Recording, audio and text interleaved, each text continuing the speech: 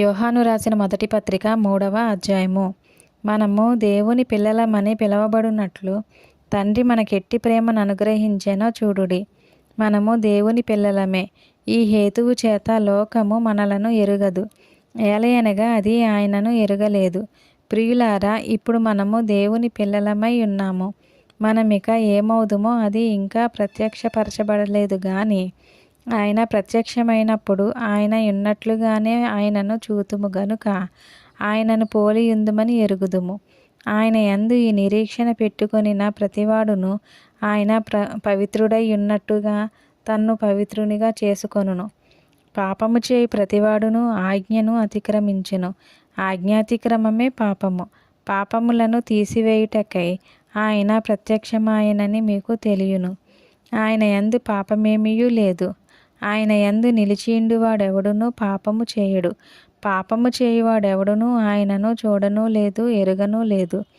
చిన్నపిల్లలారా, ఎవనిని మిమ్మును మోసపరచనీయకుడి. ఆయన నీతిమంతుడై ఉన్నట్టు నీతిని జరిగించు ప్రతివాడును నీతిమంతుడు.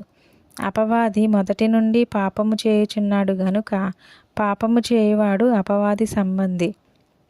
అపవాది యొక్క క్రియలను లయపరచుటకే దేవుని కుమారుడు ప్రత్యక్షమాయెను.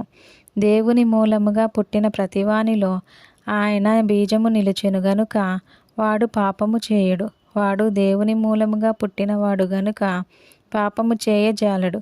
దీనిని బట్టి దేవుని పిల్లలెవరో అపవాది పిల్లలెవరో తేటపడును.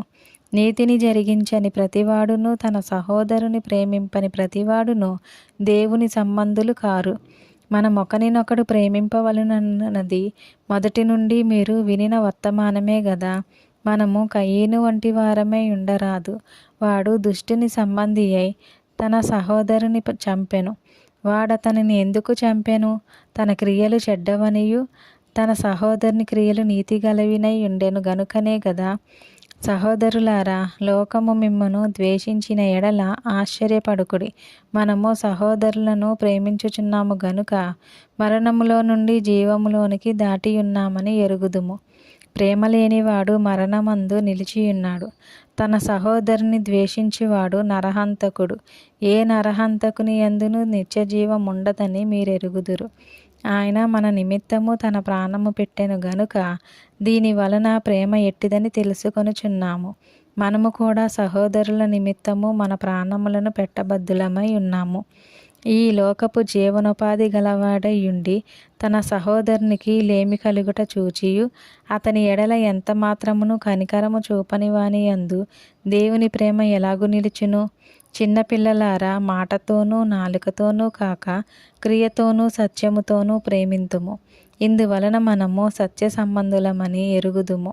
దేవుడు మన హృదయముల కంటే అధికుడై సమస్తమును ఎరిగి ఉన్నాడు గనుక మన హృదయము ఏ ఏ విషయములలో మన యందు దోషారోపణ చేయునో ఆయా విషయములలో ఆయన ఎదుట మన హృదయములను సమ్మతిపరచుకొందము. ప్రియులారా, మన హృదయము మన యందు దోషారోపణ చేయని ఎడల దేవుని ఎదుట ధైర్యము గలవారమగుదుము. మరియు మనము ఆయన ఆజ్ఞలను గైకొనుచు ఆయన దృష్టికి ఇష్టమైనవి చేయుచున్నాము గనుక మనమేమి అడిగినను అది ఆయన వలన మనకు దొరుకును. ఆయన ఆజ్ఞ ఏదనగా, ఆయన కుమారుడైన యేసుక్రీస్తు నామమును నమ్ముకొని ఆయన మనకు ఆజ్ఞనిచ్చిన ప్రకారముగా ఒకరినొకడు ప్రేమింపవలనన్నదియే. ఆయన ఆజ్ఞలను గైకొనువాడు ఆయన యందు నిలిచియుండును. ఆయన వాని యందు నిలిచియుండును. ఆయన మన యందు నిలిచియున్నాడని ఆయన మనకు అనుగ్రహించిన ఆత్మ మూలముగా తెలుసుకొనుచున్నాము. దేవుడి పరిశుద్ధ వాక్యమును దీవించి ఆశీర్వదించును గాక. ఆమెన్. ప్రైజ్ లార్డ్ అందరికీ. ఈరోజు వాక్యం విన్నారు కదా, అలాగే ఇంకొంతమంది కూడా వినిపించండి. మన యూట్యూబ్ ఛానల్ని లైక్ చేయండి, షేర్ చేయండి, సబ్స్క్రైబ్ చేయండి. Thank you.